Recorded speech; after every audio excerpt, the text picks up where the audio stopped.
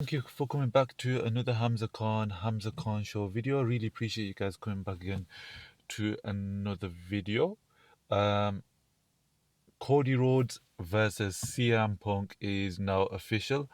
Um, if we're looking at blockbuster kind of main events, CM Punk versus Cody Rhodes for that WWE Undisputed Championship is a blockbuster main event for SummerSlam, especially if to counter that, you've got on the other side Seth Rollins versus Roman Reigns for that World Heavyweight Championship.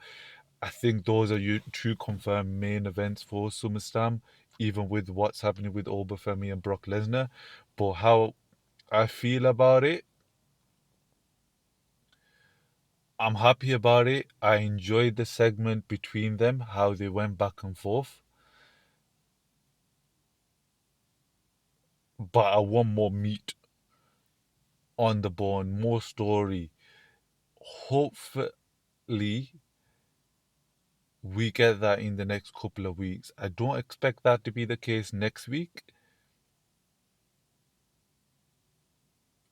just because we're going into Saturday night's main event, and they made the announcement that it's going to be Cody Rhodes and CM Punk versus Sami Zayn and Gunther, which is low key. I kind of predicted that in my head. I was like, what they're gonna do, how they're gonna have a match. I didn't expect it to be in the way they kind of did it, but that was interesting to see. So I feel like going in towards that match, it will be a case of this is how you kind of, because we've got so many loose ends with Sammy, Gunther, currently all in that main event WWE Undisputed Championship picture. Having that tag team match kind of not necessarily puts to bed, but kind of is kind of like a chapter end of the story for now, up until, of course, SummerSlam, where we'll have CM Punk versus Cody Rhodes. Um, it gives the chance so that Gunther can continue what he's doing with Nicolas. Sami Zayn, I'm not sure what happens with Sami Zayn. I feel so bad for him because he's so good. Him winning the championship felt so amazing, and it felt like a really big moment. But everything that happened on Raw, with, of course, it was meant to be Sami Zayn versus Cody Rhodes for the WWE Championship. It wasn't. Gunther takes out Cody. That leads to the return of CM Punk. Been missing for 3 months. He gets that World Heavyweight Championship opportunity. Um, very, very interesting. Very, very kind of. It's a pull a trigger move. It's kind of. You had the moment at Saudi for Sami, and then straight away here's another trigger. I don't know if it's a bit of a that's the moment this is back to business with CM Punk being the undisputed champion, or where the or if it was kind of a spur of the moment. We're in Chicago. Who else is gonna be going for that WWE championship if it's not Gunther, if it's not Cody, who's facing Sami? Working back off that main event between Sami Zayn and CM Punk was amazing. Um, Sami Zayn showed that caliber of he showed that WWE champion caliber in that match. It was fantastic from end to end throughout the show. You can see him still being that heel, still being that guy that you don't want to love, and you understand why the crowd is kind of booing him, because even though he is technically a good guy, the tones, the way he speaks, the way he moves, it all leads to kind of a not necessarily that good guy, that Cody Rhodes, that John Cena that you kind of expect. It's not necessarily a. He's not a good guy that's kind of split between the crowd. It's very much. He's very sneaky. He's not clean, I would say. But that main event, Sammy pushing the championship in CM Punk's face as soon as he sees him going into that match. There was a move. It was a GTS into a Blue Thunder Bomb. I thought it was done at that point. Somehow, some way, CM Punk kicks out, and the match continues. And it was a fantastic match. It made sense that CM Punk won. It is Chicago, especially with what we discussed earlier. With we're looking towards that blockbuster kind of main event with CM Punk and Cody Rhodes. What else are you gonna kind of do in that situation? And him running out through the crowd was fantastic. Sami Zayn, where do you go from there? I'm not sure, but I understand why you want to go for that Cody Rhodes versus CM Punk match. Maybe, possibly, this isn't a one-time match. I could very easily and very kind of assume, because you don't want to, in my opinion, switch the championship again. Possibly that changes in the next couple of weeks with what we see from Cody Rhodes and what we see from CM Punk. Maybe I do want it to change and I want Cody to win. Currently, I don't, because going forwards, that main event picture after SummerSlam, CM Punk being the champion is a bit more interesting to me rather than Cody Rhodes. I feel like Cody Rhodes maybe need to be on a bit of a chase for a little while before he gets that championship again. Um, from that, I feel like you could always go back to another Sami Zayn match. You can go back to another Gunther versus Punk, Drew McIntyre returning. Interesting there. Damian Priest, Finn Balor, Shinsuke, Royce, everybody that's on SmackDown, kind of you could kind of elevate them and push them for that main event picture where you've kind of not necessarily done everything with Cody Rhodes, because you definitely haven't. There's so many people he could have faced, so many people that he can still face. I just feel like just for a revamp for a little while, Cody doing something different, then getting back to the championship makes more sense for myself. And that match at SummerSlam can be just kind of a moment in time where CM Punk is able to beat Cody Rhodes, and due to the fact that it's only in a couple of weeks, we don't get necessarily the meat on the bone, the kind of that where they're referencing AEW, they're referencing the fact that Cody Rhodes lived what CM Punk's pipe bomb was, and he delivered. CM Punk in that moment getting that win proves that he's the best wrestler in the world over Cody Rhodes, and kind of, I wouldn't say levels them out, but just it gives CM Punk something that he doesn't have if we go into the storyline straight away. If we go straight into the meat and bones and the kind of that direct storyline, it could maybe feel a bit rushed. But if we let it simmer, and a Cody loss is rare, this could be one of those moments where you have Cody Rhodes lose, Punk wins, he's a champion. possibly down the line, are you looking towards a Roman versus Punk at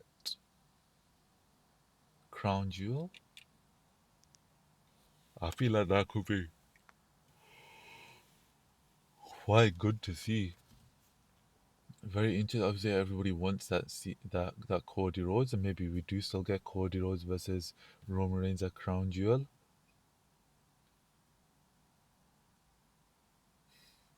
I'm not sure, but I'm liking it. I'm enjoying everything I'm seeing from them. LA Knight on Raw was fantastic. I felt like seeing Seth Rollins' promo was really good. A lot of people didn't appreciate it, but I felt like I liked it. It gave an edge to see Seth Rollins. It felt real, which that is the best Seth Rollins. He always, when it feels real, it's always great. But then, of course, LA Knight getting involved made sense as well. Every point that he made, you're complaining about not being that guy, but look how much have you been given. Where are all my opportunities? I haven't been given as many opportunities as you have. How is there any sort of comparisons? How can you even complain in your situation just because you're not number one out of one? Kind of that class of Roman Reigns. LA Knight felt real. LA Knight felt fiery. The crowd loved him, and it's a level of momentum that I want to see going forwards for LA Knight. That realness, that LA Knightness, that feeling you got when he was on his rise. Where's that LA Knight gone? He's still there. The crowd chants when he comes out. I want them to build on this momentum. And if you don't have any kind of real plans for LA Knight at SummerSlam, possibly maybe LA Knight versus Jay, having him doing something going afterwards is a good thing. And I feel like that could be another wrinkle into the storyline of LA Knight. Off the back of that, I felt like the other story that I really enjoyed this week was what happened with Solo and the Bloodline story. Um, Jacob was intense. So, of course, we saw what happened on Monday night. Jacob and Jimmy, they got one over on LA Knight, sent him through the kind of into the wall, knocked him out, and said straight up, "We're going to SmackDown. We're dealing with Solo." Pulls up to SmackDown. They're asking where Solo is. He ain't nowhere to be seen.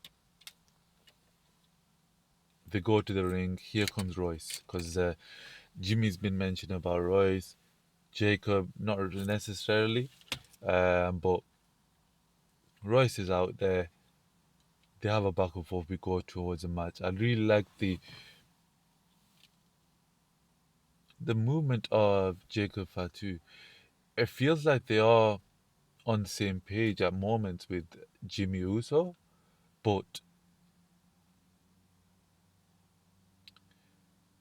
there's a line for Jacob Fatu. He ain't following orders. He don't respect anybody he doesn't have to, and he doesn't do anything he doesn't need to unless it's from the OTC. Otherwise, I'm gonna do whatever I wanna do. So of course they go into the match. Jacob says, "I ain't dealing with this. I'm leaving." He leaves. Solo pops out nowhere. He's gonna spike Jimmy again. Here comes Jacob. Jacob basically destroys Solo, while Jey Uso is able to, Jimmy Uso, sorry, is able to get another win, which I feel like is very good for Jimmy Uso. He's building up those wins. He's building up that kind of momentum, which I feel like is fantastic. There was a long time where he wasn't really doing much and he'd lose quite often. But the fact that he's been winning and he's been building that momentum is a good comparison so that you can keep him. He's never going to be on that Jey Uso level until perhaps maybe one day he wins the championship. But if you can keep him in that momentum, in that building kind of, he is one of the greatest tag team champions of all time, at least arguably. That needs to be respected, that needs to be remembered, and that needs to be kind of brought up. And him winning matches is a fantastic way of kind of doing that. Jimmy gets the win. Jacob gets in the ring. He's destroying everybody. He looks at Royce. Last time he let him go. This time, air happening. Super kick. Solo's in the ring. Basically, like, sits with a chair, and then they're gonna do that kind of the corner shot with the chair in the corner over Solo's head. Basically, gonna put it whenever they've done that before, it puts them out for months. I think they did that. I think there was a Tama when Tama was when the original the second Bloodline was kind of building. They did that to Jimmy, and Jimmy was out for quite a while as well. And they were about to do that. He stops in the middle, and he basically says, "Solo, you punk ass, you better be on Monday Night Raw, and you better go back to the family, or next time I ain't gonna stop." Holy, like Jacob, as much as he, of course, he lost to Roman, but the role he's playing right now, it's kind of an elevated position as how he was originally. The way when he was first introduced as Solo's enforcer, it's similar to that, but so much leveled up, so much because we know Jacob now, we know who he is, and he hasn't changed, but there's a level of he respects Roman and he he follows what Roman's doing. Other than that, is all hands on break. He don't care, which I feel like is fantastic for Jacob, and it's a good build for Jacob. You're keeping him on the show, you're keeping him there. He can follow Roman Reigns' kind of instructions without having Roman Reigns being on the show. That being that reminder that Roman Reigns is definitely your WWE World Heavyweight Championship champion, which I thought was fantastic again. Other than that, AAA, amazing show. NXT was really good this week. I really enjoyed that. Obafemi with a fantastic back and forth with Paul Heyman. He always delivers, and this week it wasn't any different. There's nothing we can really go into there because it was just fantastic as usual. I feel like I'm gonna leave it there for now. Thank you guys for watching. Leave a like if it's good. Leave a dislike if it was bad. Leave a comment. Subscribe if you want to. Thank you again. Appreciate it. Peace.